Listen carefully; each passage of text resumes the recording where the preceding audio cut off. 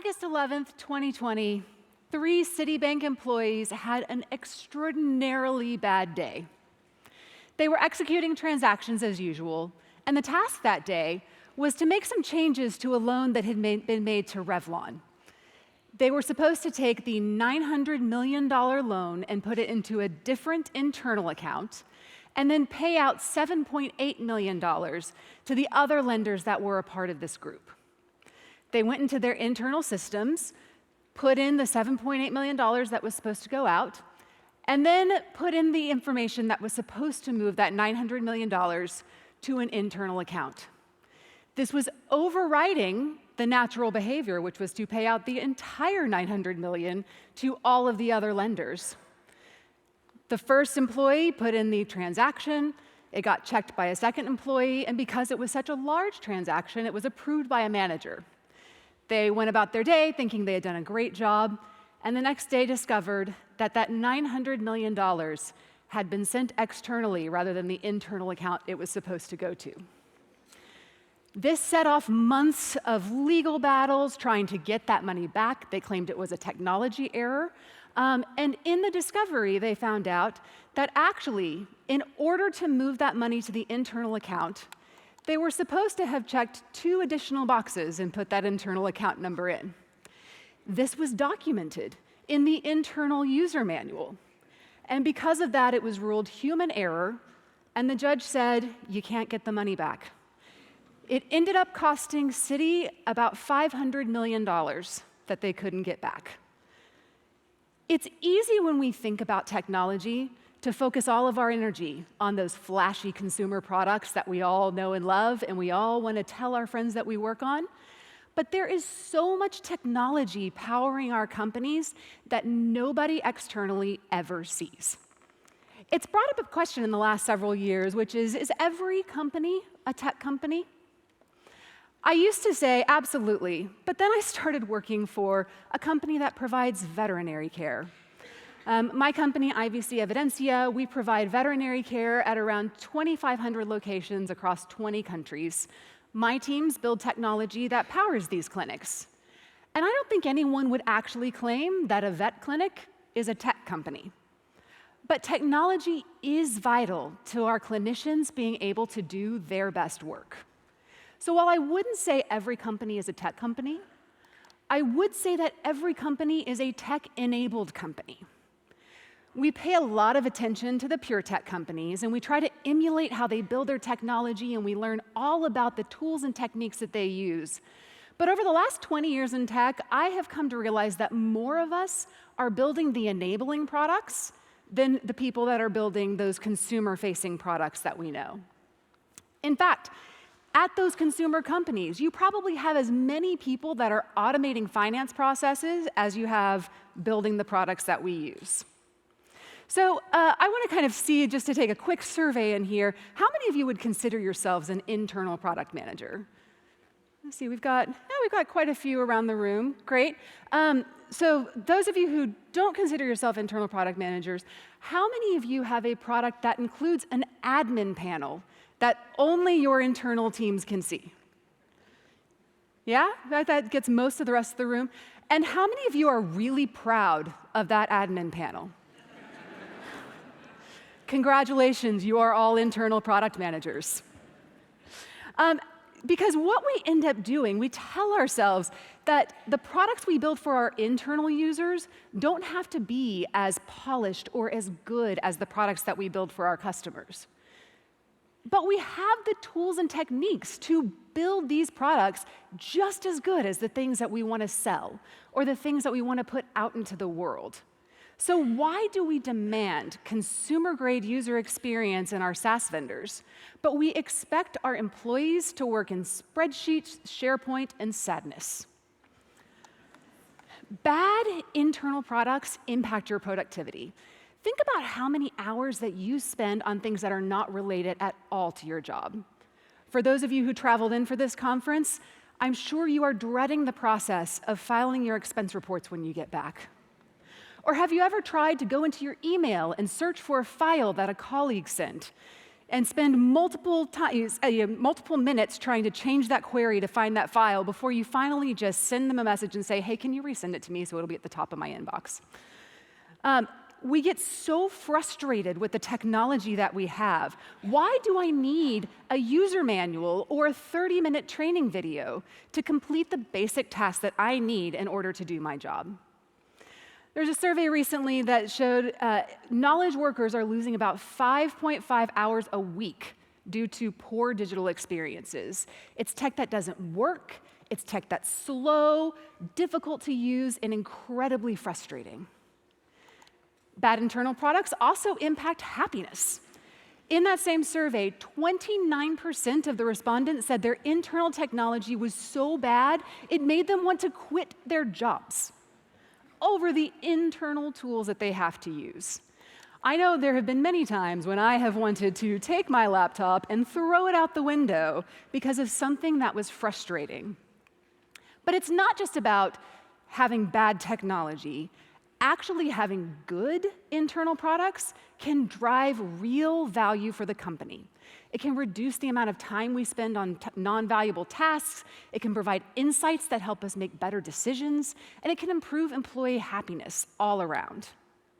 In the early 1900s, there was a lot of a field that kind of started around time and motion studies, combo of the work of Frederick Winslow Taylor and Frank and Lillian Gilbreth. And the Gilbreths in particular would spend an immense amount of time documenting workflows that people were doing and see if we can make it to where you only have to take one step in order to get something from one spot to another instead of 4 steps, how much time can we save and how much more effective can we make you?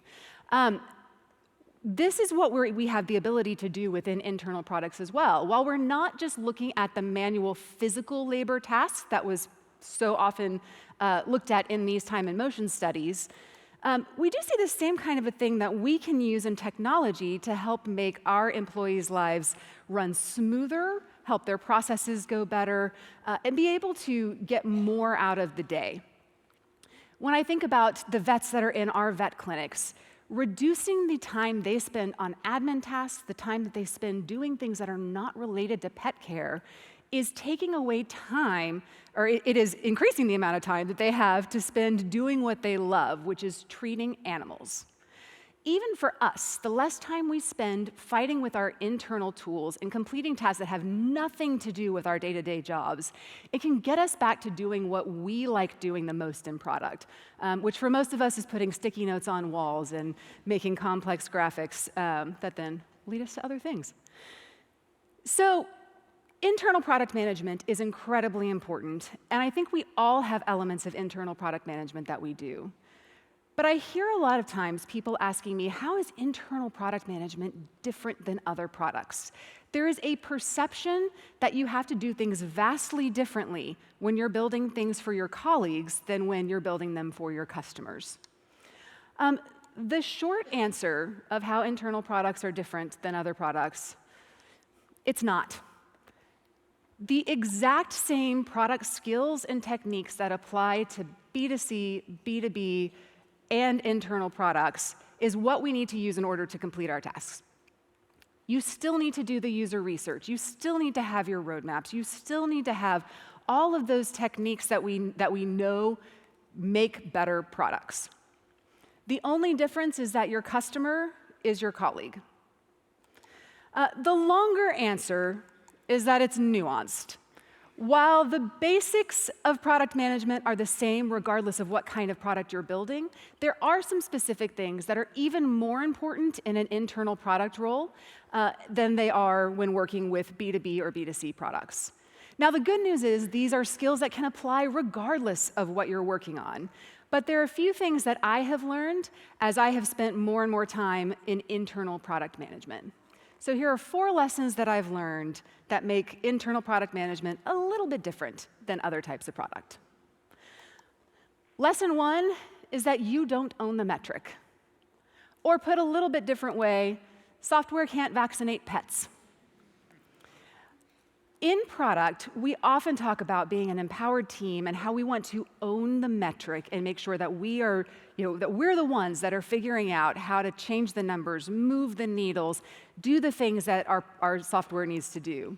So what we want to do in product is to say product teams are on the hook for delivering outcomes over outputs. It's our mantra in product. We then align with the stakeholders, we do discovery, we evaluate options, and then we build, measure, learn over and over again until we've hit that outcome that we're trying to drive. The truth is, in internal products, our partners are the people who are on the hooks for those metrics. In my company, we are looking at how can we increase vaccination rates across our clinics. It's very important for preventative healthcare, for the pets, and we want to try to help drive those vaccination rates. No one in their right mind would say that the technology department should be the team who is on the hook for delivering those vaccination rates.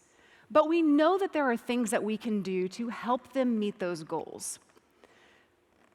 But unfortunately, our partners spend a lot of time thinking about these things and oftentimes have bad experience with technology departments. And so they just want to bring us the requirements and say build them because they have done the discovery. They have evaluated the options and they have thought about what they need and just want us to build it. And then we come in and say, well, no, actually, I want to go back and do discovery. I want to start from the ground up and see how we should do this, or if it's even the right thing to do. And at the end of the day, we end up being seen as a barrier rather than as a partner to our stakeholders. I think as well, especially as companies are kind of going through digital transformations, and a lot of us have been brought into some of these non-tech companies in order to help push forward these digital transformations, we can come in maybe with a little bit of arrogance. We kind of have the attitude that we are here to save the day. We are here to change the way that you do everything, and I know better. And it ends up alienating the partners that we need to work with closely because they do know their domains. They do know their business and the things that they are trying to drive really well. So we need to take a step back and look at how we can co-own these metrics. We need to see how much of this goal do I think that technology could feasibly drive. And then you work with your stakeholder to try to say, I'm going to try to drive this much of it, and then with other initiatives, you can drive this much, and we can help brainstorm between each other about how we do this. But we need to kind of get out of this sense of we're product, just give us our outcome and leave us alone. It doesn't work when you have to build trust with these stakeholders. Lesson 2 is that viability is your biggest risk. So many of you probably know immediately what I'm talking about, but if you don't, very popular from Marty Kagan, the 4 product risk: value, viability, usability, and feasibility. We spend a lot of our time in technology in general focusing on the usability and the feasibility risks, and not enough time focusing on the value and viability. But I think value is kind of getting more attention these days. But the thing that I have discovered the hard way in many different cases is that viability is actually the most important thing to look at in an internal product. So viability step 1 is, will the business support investing in this? When you're building internal products, you are purely a cost center in most cases. And your biggest competitor is good enough. When you look at that technology that Citi was working in, it was technically doing the job. Even though it was difficult to use, it was clunky, it looked terrible, it was slow, but it's really hard to justify investing money in rebuilding this technology into something that would be great. I know at one point I had a product that had an admin panel that we needed to use daily.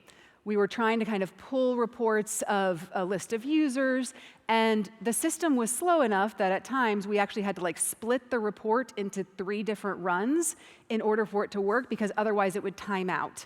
And we couldn't get the information, and running the report would take hours. It technically worked. And when I looked at my product roadmap and all of the other things that we wanted to build, it was hard to justify going back and fixing the thing that was getting the job done well enough to make it do it really great. This is even more pronounced in businesses where it's not just an admin panel you're having to fix, where you're having to rebuild entire complex systems that are probably tightly coupled with lots of different technology stacks that are just not easy to unpick. The second viability hurdle is, will the business support rolling it out? There's nothing more frustrating than spending months building something that you and your team know is really important to your product vision, your product strategy, where you want to go, and end up having the stakeholders just say, no, we're not going to roll it out. You have to bring your operational stakeholders along on the journey. I think about the fact of how often we use the ability to just kind of like push things out that we know people aren't going to love, and we know they're going to shout about it, but we need it to, basically we know it's step one in order to get us places. We can't do that in internal products because people don't want to roll out the step one. You have to get in really close and help paint that narrative very well of where we're trying to go with this so that your stakeholders will not just allow you to roll the things out that you want, but they will support you on it. It's a very different situation than being in a SaaS business where kind of you can change the things on your users, not all the time, but for the most part, you kind of have control over what you change. Lesson 3 is users should be easy to access. It's internal products. Your users are your colleagues. You should be able to go talk to them anytime you want. But the truth is, it's not always that simple. You still have gatekeepers between your product and your users. It's just different gatekeepers. In SaaS, or oftentimes even in consumer products, but especially in B2B SaaS, your biggest gatekeeper is usually going to be a salesperson. I think Leah talked about that earlier. You've got the salesperson who doesn't want you. They care about their customer, and they're worried that you're going to mess up their deals, and so you're having to convince them to let you go talk to customers. In internal products, that gatekeeper is often a manager. So I was working on some internal products with a consulting client at one point, and we went in to do user interviews like we would do in any other initiative that we were running. And there was one manager in particular who didn't want us to talk to her team. And she said, I know what my team needs. I know how they work. You don't really need to talk to them. You just need to talk to me. I can tell you what they need. We, through a lot of conversation, convinced her to let us talk to the team as well as her. And we found out that basically the way that she wanted things to run was not the way that her team wanted things to run. And they had completely different perceptions over what the right way was to do their job. Furthermore, we actually then went in and did some observation of them doing their day-to-day jobs. And there were tasks that they were doing kind of outside of the systems in very manual ways, putting things in a Word document and then copying and pasting into an email so that they had their own templates. And they were spending time kind of dividing tasks amongst the team in very, very manual ways that their boss really wasn't even aware of. But we were able to see when we actually got in and spent a day just following the team around and observing what they were doing. Those conversations allowed us not only to build a better internal product, but it allowed the manager to see, how is your team actually working? And it let her change some of her processes to make her team feel more productive and feel heard. But another thing you need to be aware of when you're dealing with internal products is that the users you talk to, once you get access, they may be a little skeptical of what you're doing, or even in extreme cases, actually fearful.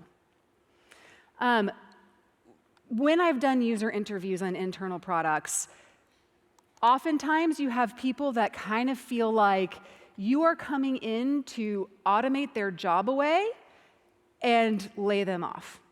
I've had user interviews where we actually had a user break down crying in the interview because she got so stressed out when we were asking about how she does her job day to day, how she goes about the different tasks she's trying to complete.